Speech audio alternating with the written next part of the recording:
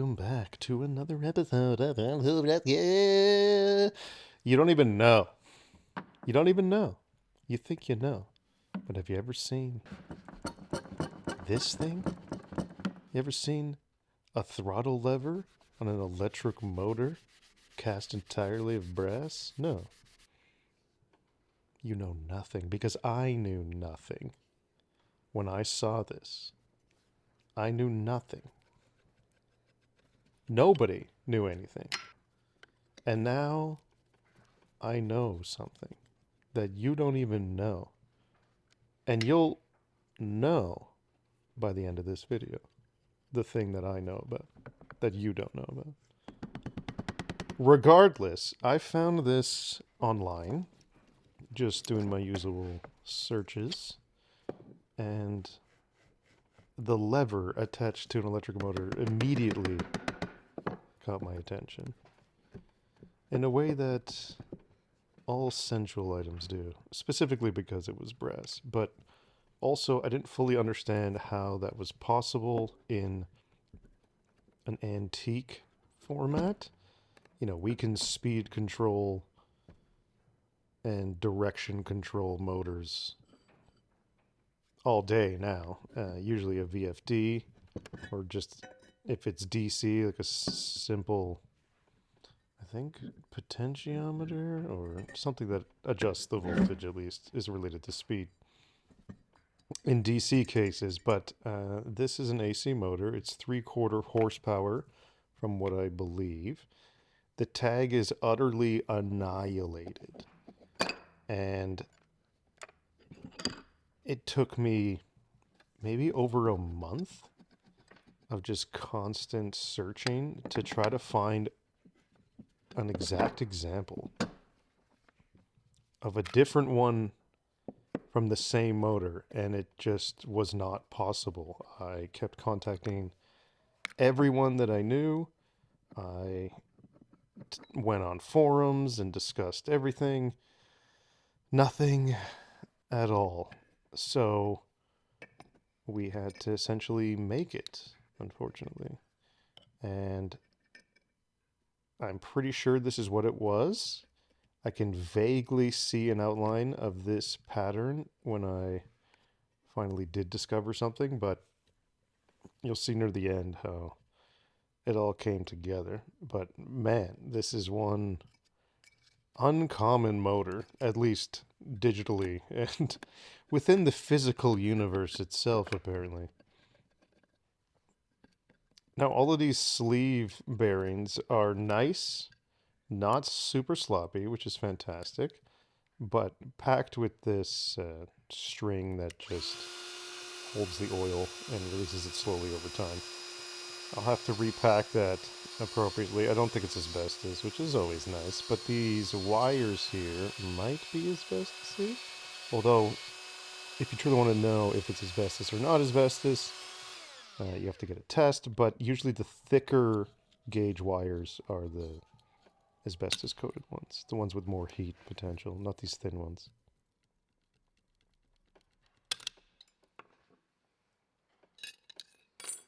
You can read just a little bit, you can pause, have a look. I'm pretty sure I know what each of these numbers are, except for the bottom one and the top one. But at least I can run enough 220 if I want to.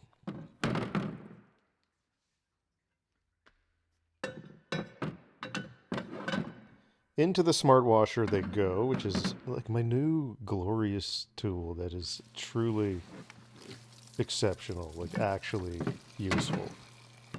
Helps me remove all the oil before it goes into the evaporust, which doesn't really like oil. Now, evaporust does contain a detergent that helps remove some of the oils, allowing the evaporust to get behind them and do its job. I think it also has a few other chemical purposes, but I am not a chemist. Regardless, I try to keep this as clean as possible, because then you end up with this like murky, gross, thick sludge on the bottom too. It sucks. So it's nice to have a way to clean it beforehand. And it also reveals the glorious color, which I don't think is original, unfortunately. The red is not the way it came out of the factory. It came out black, and based on it not being reactive in any way to the paint stripper, I think it might be Japani. Could just be I'm using like a weaker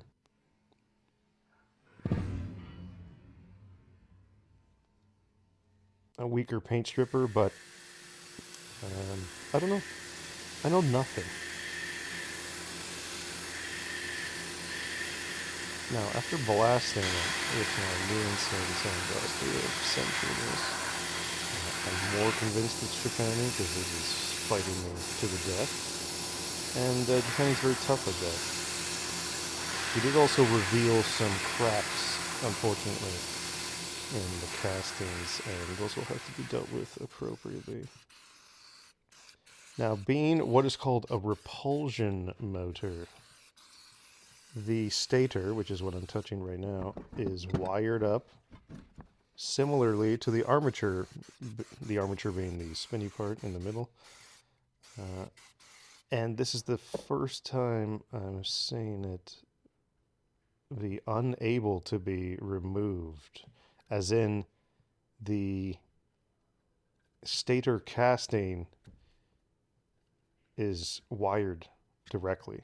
Usually there's a casting on the outside and then the stator with all the wires sleeves right in, and you can remove it and clean the casting and paint it and sleeve it back in. But no, this is all one piece, so I can't really throw this in the evaporust, obviously, because the potential for moisture to stay in there forever and ever and create shorts and other problems is very high, so we're not going to do that.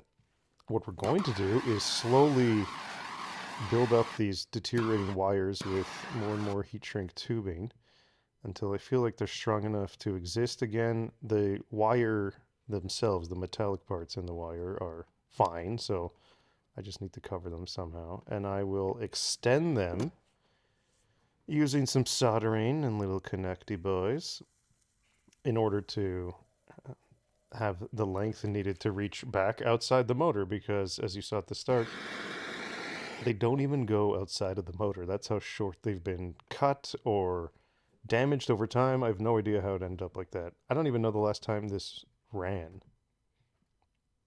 But it's good to constantly pull the wire so hard that the entire casing comes off and you have to rewire it again.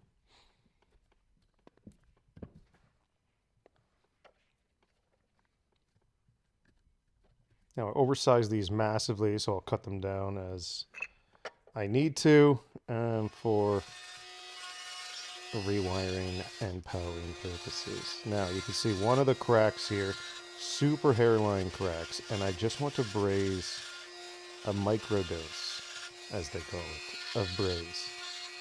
Because right on the other side of where I'm grinding here is a 45-degree angled corner with maybe 2 millimeters of thickness. And it follows this exact crack line all the way around, but that's supposed to be there, not the crack, but the actual groove on the other side. It houses the brush assembly, let's call it.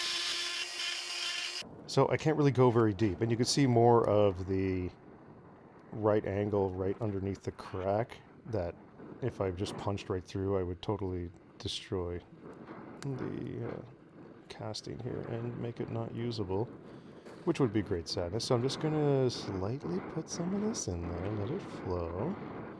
Brazing is addictively fun, and I get carried away every time because I just want more and more bronze. But you can't just coat the whole thing, Eric.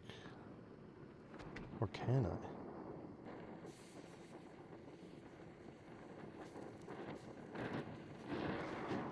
So I tacked the end so the crack doesn't open up, and I drilled a hole way further beyond the crack, at least what I could see.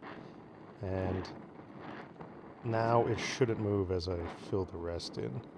And after this, I'll just grind and sand it kind of smooth and see how it looks.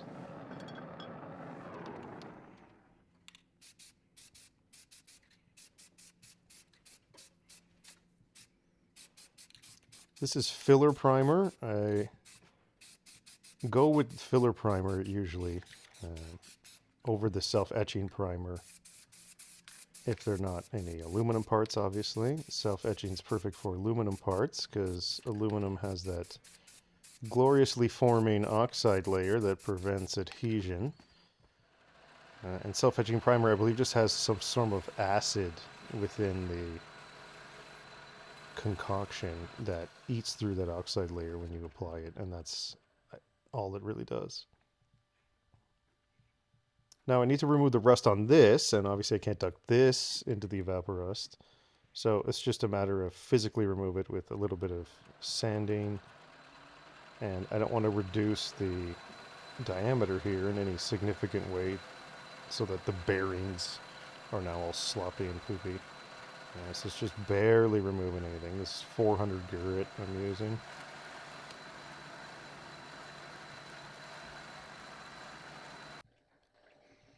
So I'm a genius in a non-genius way. So I spun the motor up, not even that fast, and the insulative wiring, or I guess just cloth string that covered some of the windings, just blew apart, just completely blew apart. It's so deteriorated and rotten that I look stupid. But I'm actually a genius because accidentally preventing myself from having a disaster when I fully assembled this and cranked it back up to top speed and it blew apart after the full restoration. So I'm glad that happened now. I'm not going to replace it. I don't see a need to. It's just chilling. And if some short pops up or does something ridiculous, then I guess I can glue a nice strand back on, but I'm not going to deal with that at the moment. There were huge grooves in the commutator bars, so this must have been used heavily, or at least consistently, over the last 100 years. But there are massive connections now between the commutator bars from the copper. Even though I sharpened my lathe tool as much as I possibly could, because copper is kind of smushy, let's say, kind of like Play-Doh when you cut it. It's still kind of smushed over to touching the other commutator bar beside it. So I'm going to have to do what's called undercutting, and I don't actually have an undercutter. You would undercut, quote unquote, the gaps in between each commutator bar so that the lifespan of the commutator bar is increased and the brushes themselves, and there's no shorting in between the two, which is kind of the main issue that you want to prevent.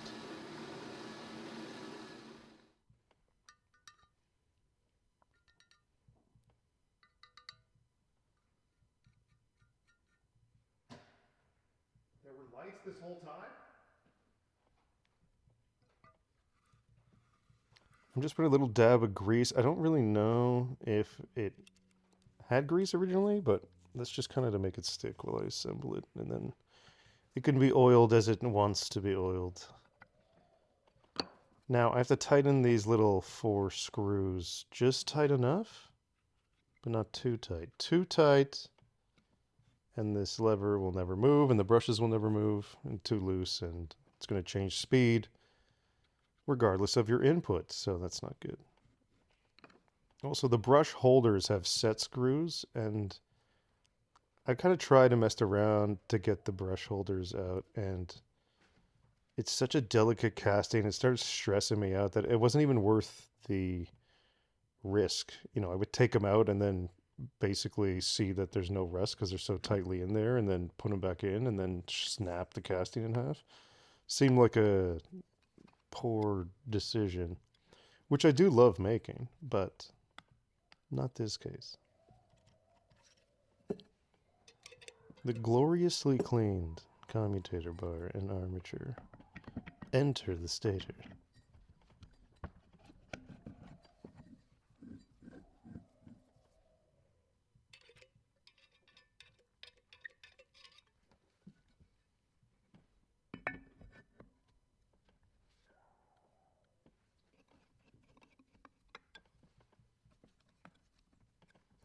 It's a fairly simple restoration, but this end piece here that's sticking out of the arbor has a slot in it, and I don't know why. So if you do know, please tell me. It's also threaded inside, so it's like something screwed on there and into the slot, and the screw maybe held whatever was in the slot in place. I don't know. It's very odd.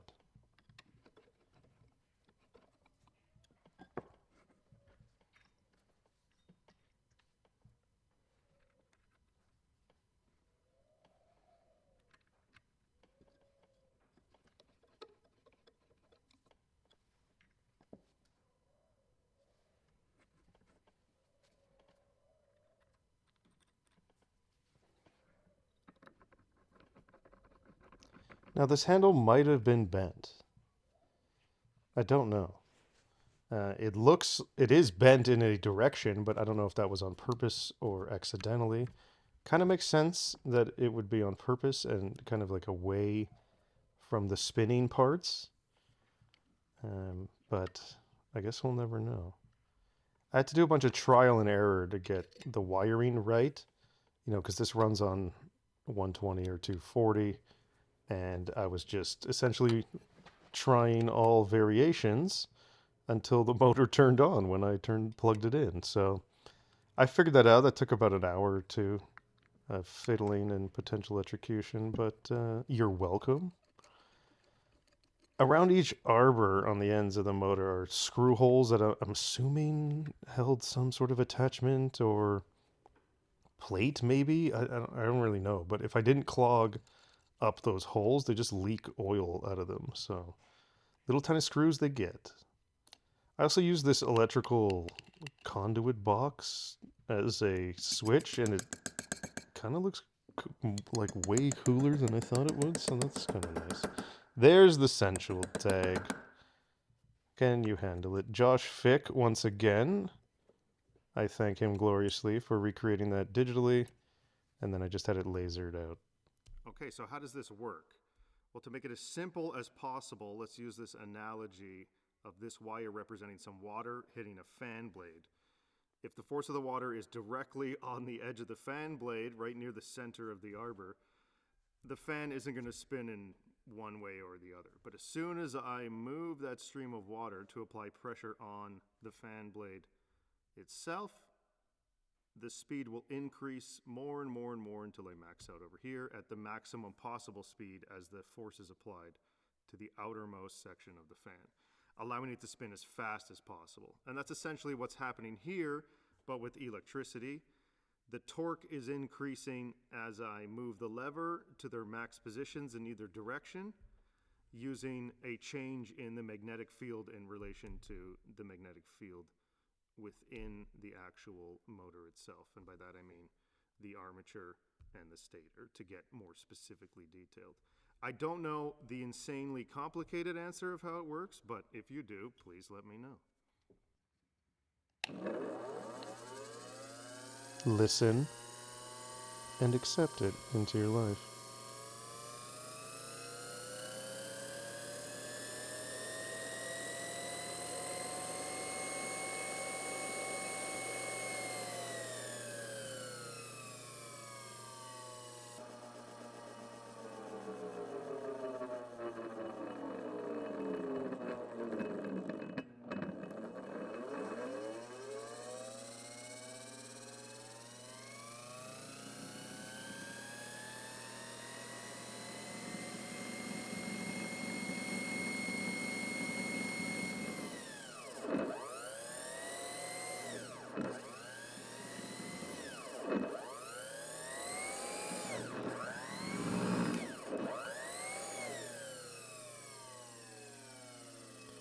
I'm having way too much fun.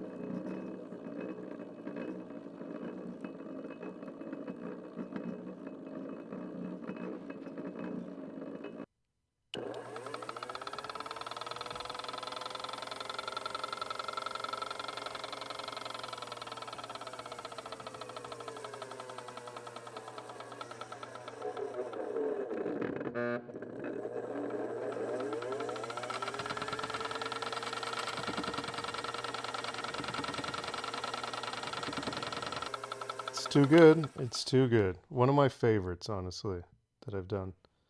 Surprisingly amusing. I hope you all enjoyed, and I will see you guys in the next one. Later.